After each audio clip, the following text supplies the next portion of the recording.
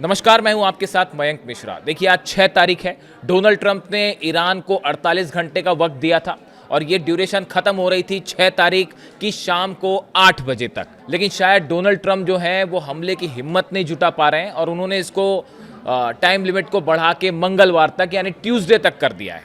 अब सवाल ये है कि डोनाल्ड ट्रंप अब आगे क्या करना चाह रहे हैं। देखिए, आज सुबह डोनाल्ड ट्रंप की तरफ से कुछ मैसेजेस आए सोशल मीडिया पर और उसमें उन्होंने एक तरफ तो ये सब कहा कि जो है हम पावर प्लांट ईरान के तबाह कर देंगे, ब्रिज उड़ा देंगे, ऐसा हमला होगा जो पहले कभी नहीं देखा जाएगा। जिस तरह की बात डोनाल्ड ट्रंप करते आए हैं उसी तरह की उन्होंने बात कही और कहा कि बस मंगलवार तक का, ट्यूसडे तक का समय है ईरान के पास, वगैरह वगैरह इस तरह की बातें की उन्होंने।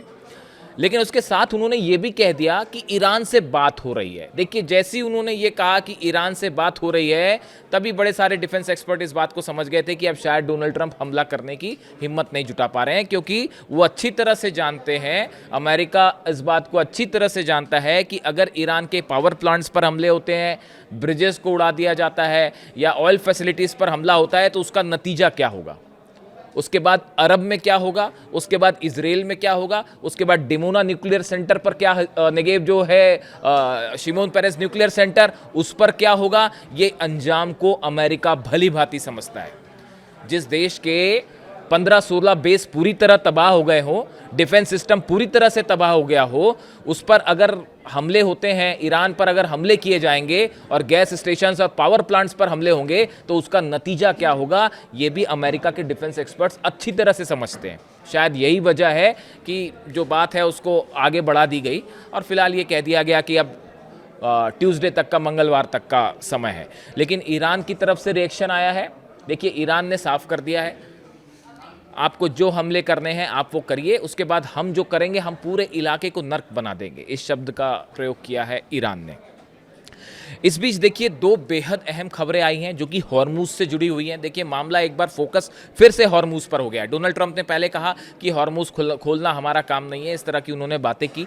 लेकिन वो जो पायलट वाला ऑपरेशन हुआ, अच्छा उस पर भी मैं बात करूंगा, वो पायलट वाले ऑपरेशन को लेकर उस पर भी मैं बात करूंगा। लेकिन पहले हॉर्मूज पे बात करें।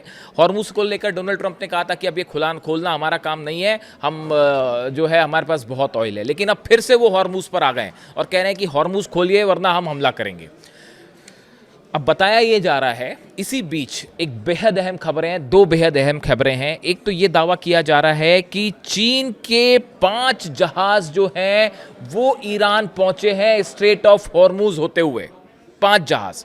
देखिए, चीन की बात करें तो institute for the study of war ISW के रिपोर्ट के मुताबिक चीन ईरान की बैलिस्टिक मिसाइल ताकत को मजबूत करने में जुटा हुआ है। और टेलीग्राफ के हवाले से खबर है कि कम से कम 5 बार सोडियम पर क्लोरेट जो केमिकल होता है, इससे लदे हुए 5 जहाज जो हैं वो पहुंच चुके हैं ईरान। उसमें से जो जानकारी है वो भी बड़ी स्पेसिफिक जानकारी है। जो मरीन डेटा के मुताबिक जो जानकारी आई है कि 4 जहाज ऐसे हैं जो चाबार पोर्ट पर खड़े हुए हैं। बड़ी स्पेसिफिक जानकारी है। देखिए, ये कि 4 जहाज जो हैं वो चीन के चाबार पोर्ट पर खड़े हुए हैं और एक जहाज बंदर अब्बास पहुंच चुका है और सब के सब लदे हुए हैं उस सामान से जिससे बनाया जाता है मिसाइल का सॉलिड फ्यूल, सोडियम पर क्लोरेट। मैंने आपको पहले भी बताया था, इस तरह की खबरें पहले भी आई थी कि चीन सप्लाई कर रहा है। अब एक तरफ देखिए, ईरान लगातार मिसाइल्स दाग रहा है और जिस संख्या में मिसाइल दागी जा रही हैं उसी संख्या में तेजी से मिसाइल्स बनाने का काम भी चालू है। और जो मटेरियल है, देखिए आप, जो हमले हो रहे हैं अमेरिका और इजराइल के, वो हमले उन फैक्ट्रीज पे हो रहे हैं जहां मिसाइल्स बनती हैं। उन इंडस्ट्रियल एरियाज को टारगेट किया जा रहा है जहां पे वो सामान बनता है जिससे मिसाइल बनाने के काम आता है। अब इसकी भरपाई कैसे हो रही है? चीन की तरफ से लगातार शिप्स भेजे जा रहे हैं और 5 जहाज इस जंग के बीच में, आप सोचिए, इस जंग के बीच में चीन के 5 जहाज हॉर्मूज पहुंच जाते हैं, 4 चाबार पोर्ट पहुंच जाते हैं, एक बंदर अब्बास पहुंच जाता है और अमेरिका देखता रह गया। अमेरिका के ना जाने कितने वॉरशिप्स खड़े हैं, वो आप भी जान रहे हैं कि कितने सारे वॉरशिप्स खड़े हुए हैं, एयरक्राफ्ट कैरियर खड़े हुए हैं, सब मरीन्स हैं, क्या नहीं है। लेकिन ये चीन के जहाज वहां पहुंच गए, हिम्मत नहीं हुई हमला करने की। और बताया ये जा रहा है, जो मैंने समझने की कोशिश की, कि करीब 1000 से 2000 के बीच मिसाइल्स बनाने का सामान अभी फौरन भेजा गया है और वो जहाज़ से वो हटा के कारखानों तक पहुंचना भी शुरू हो गया। देखिए, एक तो ईरान की जो मिसाइल सिटीज़ हैं, इसके बारे में ये एक रहस्य से कम नहीं है अमेरिका के लिए। इस तरह की खबरें आती हैं कि हमने ये बेस उड़ा दिया, वो बेस उड़ा दिया, हमने लॉन्चर्स तबाह कर दिए, उसके बावजूद रोज़ 200 से 250 मिसाइल्स दागी जा रही हैं। किसी तरह से नंबर्स में कमी नहीं आ रही है। अब तो अमेरिका जो है, बड़े सारे एक्सपर्ट्स कहते हैं कि अमेरिका बस इसी इंतज़ार में बैठा हुआ है कि भाई इनकी मिसाइल्स ख़त्म कब हो। मैं आपको एग्जैक्ट नंबर बताऊंगा कि क्या एक्सपर्ट्स मान के चलते हैं कि कितनी मिसाइल्स हैं ईरान के पास और कितने वक्त तक जंग लड़ सकता है। अभी जो फिलहाल खबर है कि करीब 1 से 2,000 मिसाइल्स बनाने का सामान जो है वो सोडियम परक्लोरेट भेज दिया गया है, और जिससे तेजी से मिसाइल्स बन रही हैं। ड्रोन तो बन रहे हैं, वो अलग बन रहे हैं। वो 200 से 250 ड्रोन रोज बनते हैं। अंडरग्राउंड बड़ी सारी फैसिलिटीज़ है ईरान की, और वो लगातार बनते हैं और सप्लाई भी हो रहे हैं। तो एक तरफ हमले भी हो रहे हैं, दूसरी तरफ सप्लाई का काम भी चल रहा है। वो मिसाइल सिटीज़ की तस्वीरें देखी होंगी आपने। तो देखिए, एक बड़ी मदद हो रही है सीधा इस जंग के बीच में चीन की तरफ से। खबरें तो इस तरह की भी हैं कि कई जो मिसाइल्स ऐसी हैं जो फायर की गई, जो बिल्कुल चीन की टेक्नोलॉजी पर आधारित हैं। इस तरह की भी खबरें हैं। अब इसके अलावा देखिए, ये जो जहाज़ जो आए, ये जहाज़ जो है ईरान शिपिंग लाइंस IRISL से जुड़े हुए ये जहाज़ हैं, जो कि संभवतः या तो समुद्र में चीज़ें ट्रांसफ़र की गई कि ईरान का जहाज़ कहीं समुद्र में आता है, या फिर चीन के जहाज़ हैं, चीन का फ्लैग लगा हुआ है, इसलिए उसको अमेरिका ने उसको निशाना नहीं बनाया। एक तो डोनाल्ड ट्रंप चीन जाने वाले हैं, इस तरह की प्लानिंग कर रहे हैं। शायद वो ये सोचते हैं कि चीन जाके ही ईरान को किसी तरह से काबू में किया जाए, और इस तरह की भी कोशिश हो सकती है। तो ईरान के चीन के जहाज़ पर तो हमला करने की कोई संभावना ही नहीं है, ये हम हिम्मत कतई नहीं करेंगे डोनाल्ड ट्रंप। तो एक बात ये हो गई। इसके अलावा एक और बेहद अहम खबर आई है, जो कि खबर है नॉर्थ कोरिया से जुड़ी हुई, किम जोंग उन से जुड़ी हुई। बार बार ये पूछा जा रहा था कि भाई किम जोंग उन की एंट्री कब होगी, क्या किम जोंग उन जो है किसी तरह की मदद कर रहे हैं, इस तरह की बात आई है। अब देखिए, एक खबर सामने आई है, जेरूसलम पोस्ट ने ये खबर छापी है, और खबर किसके हवाले से है? ब्रूस बेक्टल हैं, ये प्रोफेसर हैं, professor of political science in the department of security studies at Angelo State University in Texas में ये प्रोफेसर हैं। इनका कहना ऐसा है, इन्होंने ये दावा किया है कि North Korean intermediate range ballistic missile यानी IRBM with a range of 2500 to 4000 kilometres range जो है, ये प्रोवाइड की गई है ईरान को। देखिए, ये बेहद बड़ा दावा इन्होंने किया है। North Korea is the seller and Iran is the buyer. ये ब्रूस बेक्टल जो है, इनकी तरफ से ये बात कही गई है। अब इनका कहना ऐसा है, जो इन्होंने दावे किए और जो खबरें हैं आगे, कि डिएगो गार्सिया पर जो 2 मिसाइल्स फायर की गई थी ईरान की तरफ से, दोनों IRBM थी, intermediate range ballistic missiles fire की गई थी। इनका दावा है, जो ब्रूस बेक्टल हैं, ये वॉर एक्सपर्ट्स भी हैं, पॉलिटिकल साइंस के प्रोफेसर भी हैं, ये नॉर्थ कोरिया और उससे जुड़े जो मामले हैं उसके अच्छे खासे जानकार माने जाते हैं। इनका कहना ऐसा है कि ये जो दोनों IRBM फायर हुई डिएगो गार्सिया पर, ये प्रोवाइड की थी नॉर्थ कोरिया ने। अब ये कब प्रोवाइड की गई, इसका एग्जैक्ट टाइमलाइन सामने नहीं है। या तो वो टेक्नोलॉजी प्रोवाइड की गई और उस पर मिसाइल्स बना के फायर की ईरान ने, और या फिर सीधी सीधी मिसाइल्स दे दी गई। देखिए, वो ये भी कह रहे हैं, he added that Iran's new Shahab 3 missile is almost an exact copy of the North Korean Nodong. जो नॉर्थ कोरिया की नोदोंग मिसाइल है, जो शहाब 3 मिसाइल है ईरान की, वो एग्जैक्टली वही टेक्नोलॉजी पर काम करती है जो नॉर्थ कोरिया की नोदोंग मिसाइल पर काम करती है, जो उसी की तरह है। और ये अब दावे हो रहे हैं। देखिए, ये दावे कब से होने शुरू हुए? जब से ये अमेरिकन प्लेन्स गिरने शुरू हुए। लगातार जो है F-16 गिर रहे हैं, F-35 गिर गया, F-15 गिर गए, लगातार हर्मीज ड्रोन गिर रहे हैं, I-130 जो एयरक्राफ्ट कैरियर्स हैं, C-130 है, वो गिर रहे हैं, ब्लैक हॉक हेलीकॉप्टर्स गिर रहे हैं। तो अचानक ये हड़कंप मच गया पेंटागन में और अमेरिका में कि भाई ये हो क्या रहा है, ये अचानक ये प्लेन्स गिरने कैसे शुरू हो गए, और वो भी पिछले 7 से 8 दिनों के अंदर।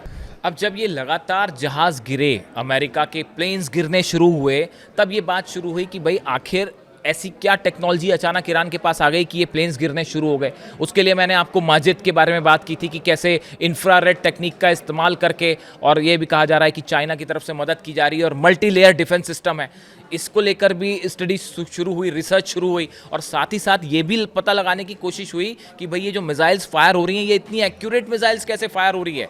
यूएई के इंडस्ट्रियल सेक्टर्स जो हैं वो जल रहे हैं, सऊदी अरब पर हमले हो रहे हैं, बहरीन पर हमले हो रहे हैं, और कई हमले तो इतने एग्जैक्ट थे कि जिससे पूरा अमेरिका हैरान है, दंग है। मैं एक्सपर्ट्स की बात कर रहा हूं, मैं पॉलिटिकल लीडरशिप की बात नहीं कर रहा हूं, मैं डोनाल्ड ट्रंप और जेडी वेंस और मार्को रूबियो की बात नहीं कर रहा हूं, वो तो जो है पॉलिटिकल मामला है। मैं एक्सपर्ट्स की बात कर रहा हूं, जो डिफेंस इंडस्ट्री से जुड़े अमेरिकन एक्सपर्ट हैं।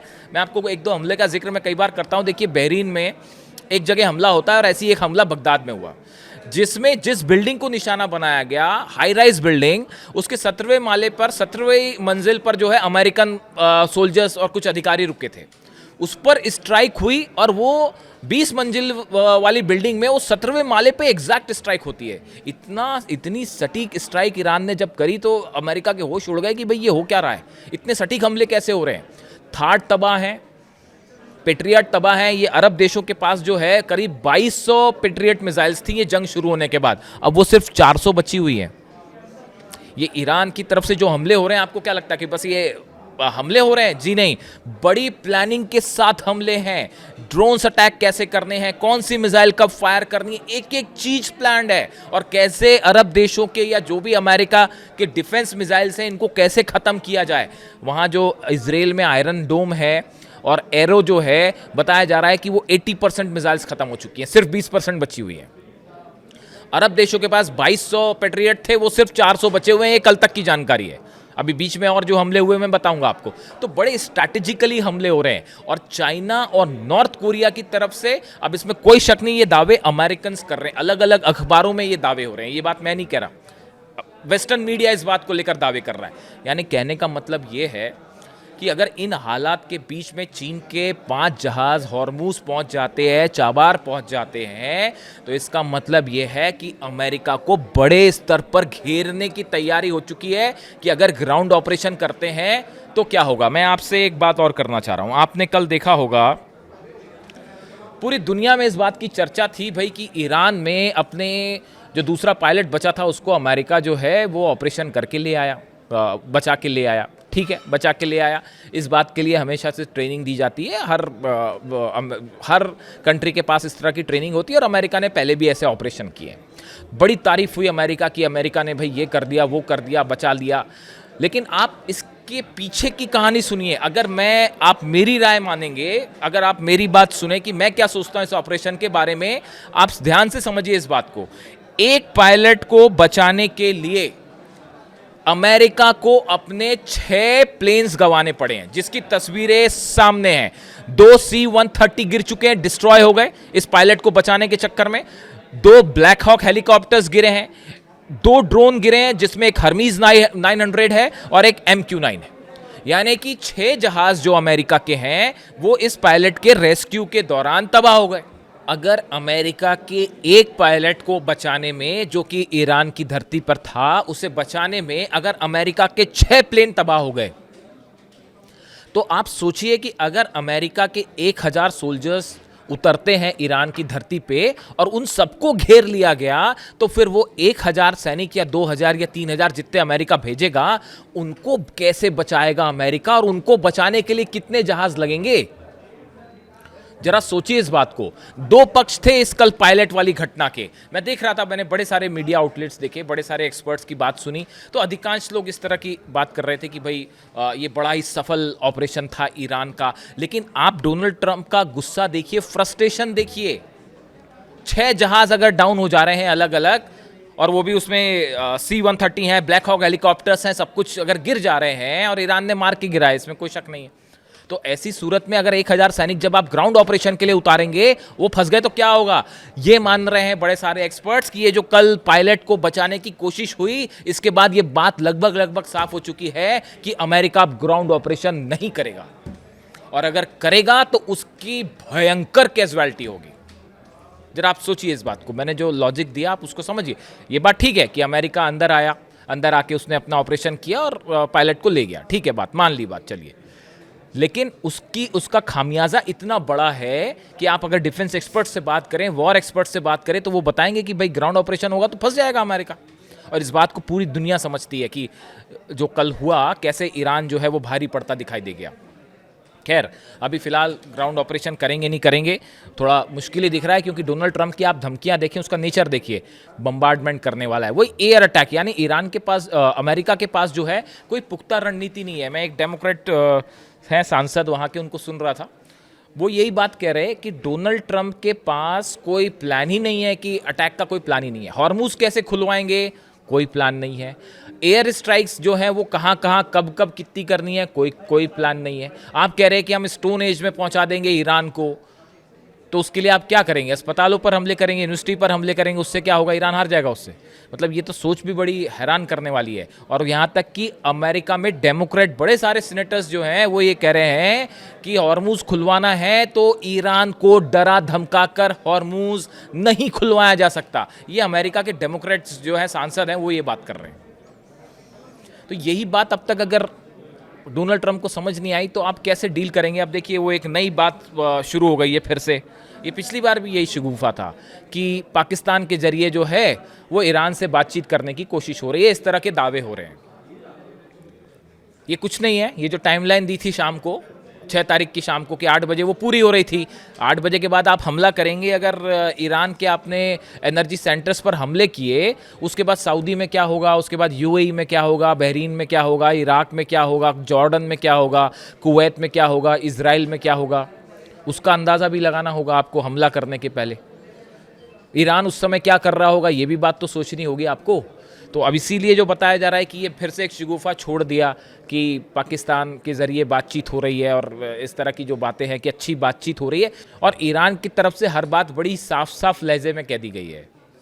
टेम्प्रेरी सीज फायर, कोई इस तरह की कोई बात ही नहीं है। ये मतलब एक ख्याली पुलाव है जो बस कभी भी जो है आपको ऐसा लगा कि भाई अब तो फंस गए, अब कैसे हमला करें, टाइमलाइन दे दिया हमने हमला करने का, तो हमला करें नहीं करें फंस जाएंगे, तो बोले जी बातचीत हो रही है। तो इसके अलावा और कोई उसकी सच्चाई नहीं है।